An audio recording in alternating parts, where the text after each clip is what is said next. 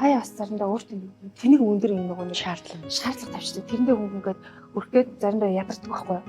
Би болохоор зэрэг одоо харин нэг овооны 30 мөч жоохон гарангууд тэр мэн жоохон бууж илаа л да.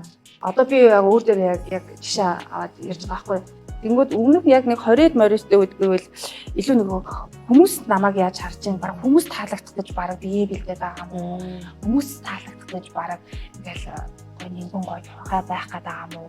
Тэнгүүд тэр хүмүүс ингээл надад ингээл дагаална шүү дээ ингээд зураг моглахаар. Тэнгүүд нөгөө талаа тэр чинь яаж дарамт болж байгаа ч үгээр өө чи нэг юм уу чинь хүлээлт өссөн. Тэг ингээл нөгөө энэ хүртэл чинь дээр чагаа дэмждэг байсан шүү.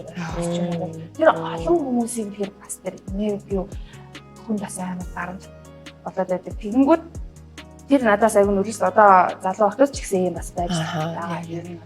Тэгээ нэг мэдсэн чинь баг нөгөө плизер болцсон явж штэ чинь хүн тохируулах гэж би баг бие ингээд байн гарч авах хэрэгтэй юм шиг. Гэтэ яг үндэ цаанаа би зургийн цаана амар нэг гой хүүхэн байгаад байдаг. Яг үндэ миний сэтгэл санааны эрүүл мэндэд давхангүй болоод байгаа байхгүй юу.